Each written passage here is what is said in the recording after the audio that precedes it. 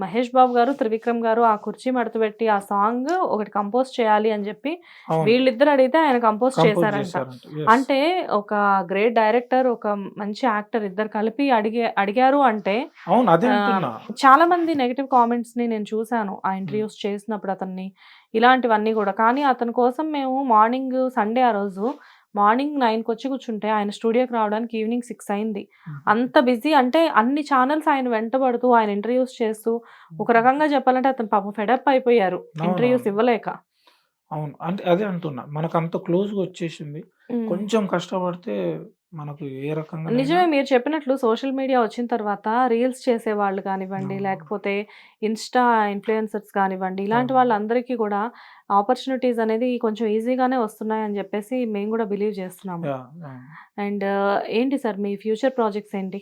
ఉన్నాయండి. మంచి ప్రాజెక్ట్స్ ఉన్నాయి. హ్మ్. ఆహ్, ఆహ్, తొందరలో అనౌన్స్ అయితాయి. పెద్ద ఓకే. ప్రాజెక్ట్స్ ఉన్నాయి. ఇప్పటి వరకు #90sతో ఆ! ఇంతవరకు దీంట్లో కొంచెం ఇప్పుడు బిజీ, హ్యాపీగా మీ ఎంజాయ్ చేస్తున్నా. అసలు మీకు #90స్‌లో మీకిష్టమైన సీన్ ఏంటి? ఐ మీన్ మీకిష్టమైన సాంగ్ మీరు కంపోజ్ చేసిన దాంట్లో?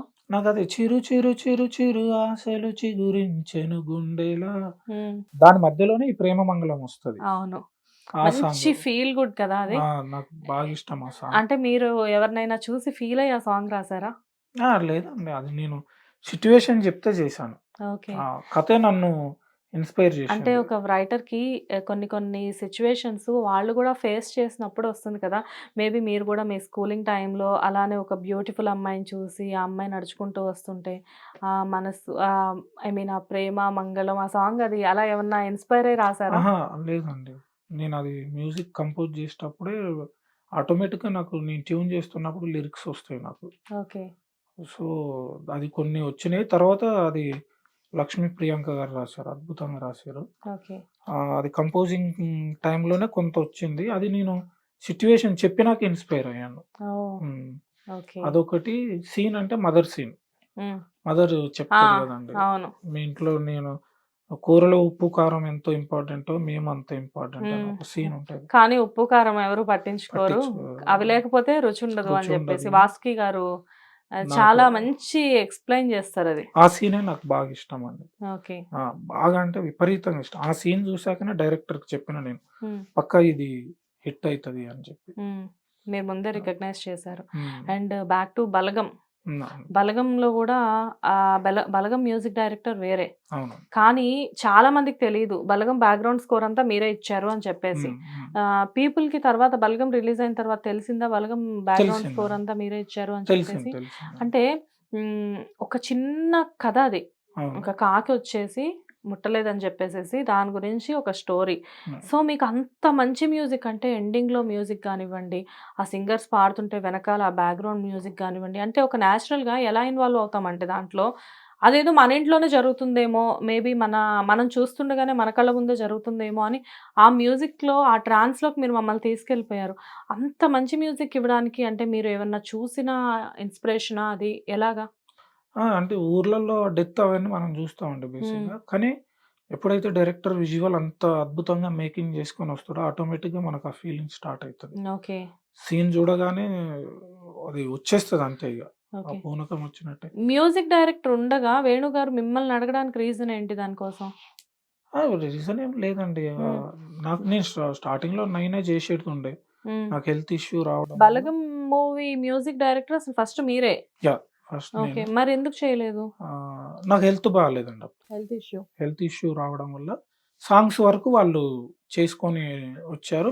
బ్యాక్‌గ్రౌండ్ స్కోర్ నేను చేశానండి. ఓకే. ఆ అంతే. బ్యాక్‌గ్రౌండ్ స్కోర్ ఆ ఫస్ట్ చావు మొదలైన దగ్గర నుంచి అవును. ఎండింగ్ వరకు మొత్తం మీరే. కంప్లీట్ నేనే. ఓకే. ఆహ్, కానీ మ్యూజిక్ చాలా బావుంటుంది. 'పొట్టి పిల్ల' సాంగ్ అది బావుంటుంది. 'పొట్టిపిల్ల' అది భీమ్స్ గారు చేశారు. అదే అంటున్నా. ఆ హ్మ్. మ్యూజిక్ చాలా బావుంటుంది. కానీ మూవీకి ప్రాణం లాంటిది బ్యాక్‌గ్రౌండ్ బ్యాక్‌గ్రౌండ్ స్కోర్ స్కోర్. కదా! హ్మ్. సో, అంత మంచి బ్యాక్‌గ్రౌండ్ స్కోర్ ఇచ్చేసి, అంత మూవీలో హిట్ అవ్వడానికి మీ పాత్ర కూడా చాలా వరకు ఉంది. ఆ!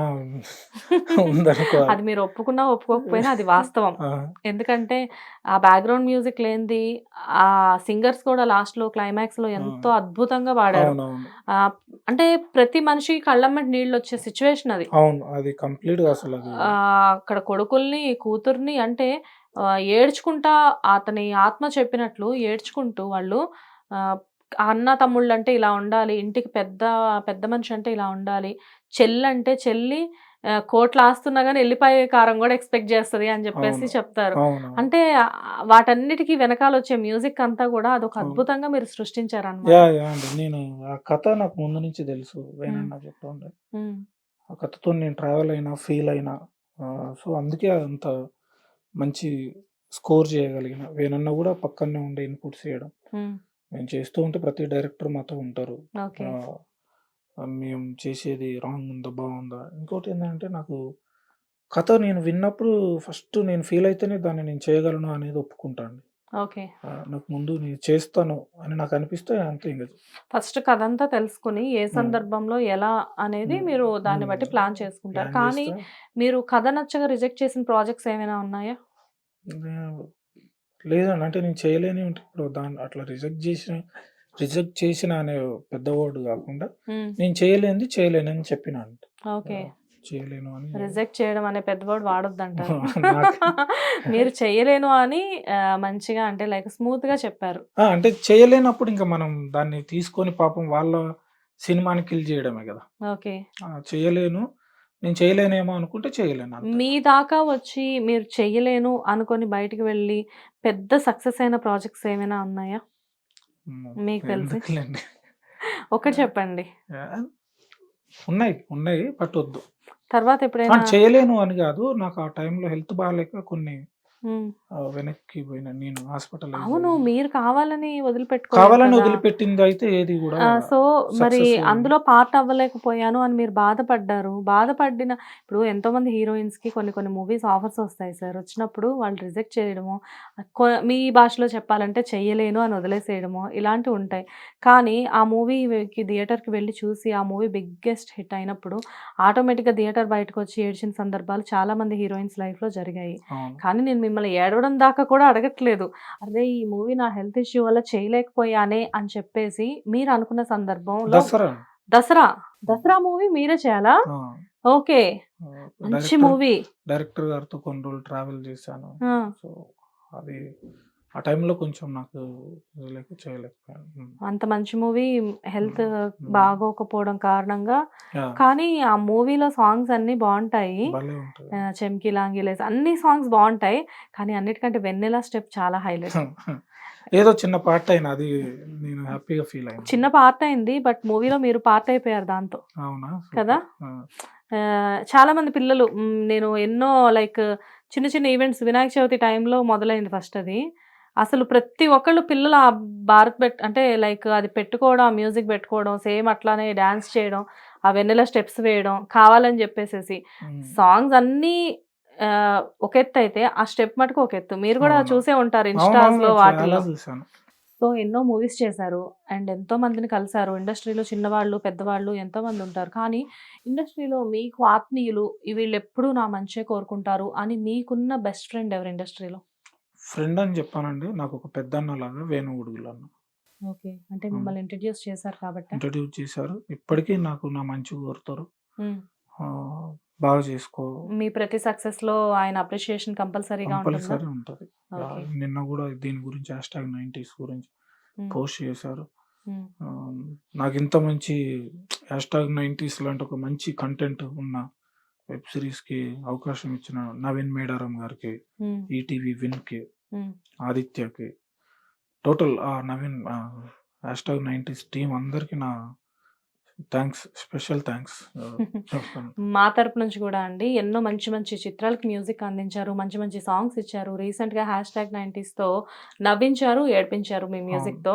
సో అన్ని రకాలుగా మేము అనుభూతి చెందినట్లు ఆ మ్యూజిక్ తోటి. Hit TV presents like, share, comment. TV వాళ్ళకు కూడా నేను ఒక సర్ప్రైజ్ ఇద్దాం అనుకుంటున్నాను. మీరు మాత్రమే జెస్సీ ఎందుకు అయ్యారు? ఇలాంటి అమ్మాయిలకి పిలవడానికి బాగుంటుంది. చందు సాయికి like you and have a జనాలకి ఒక పేరు నచ్చిందంటే దీనికి ఒక ప్రాసెస్ ఉంటుంది. ఎందుకు ప్రాసెస్ డైరెక్ట్‌గా వెళ్ళిపోదాం. ఏదైనా ఒకటి మర్చిపోయినావా నువ్వు? మర్చిపోయినా మేడం. ఏం మర్చిపోయావు? నా గుండె. ఏదో ఆ టైంకి మన సుడి బాగుంటే ఎవరన్నా చూపిస్తే రాయగలం కానీ డోర్ టు డోర్ సేల్స్ చేసేవాళ్ళు. శారీ వస్తుంది కదా, శారీలో వెనకాల కట్టుకుని అమ్మా, ఈ వెన్నెల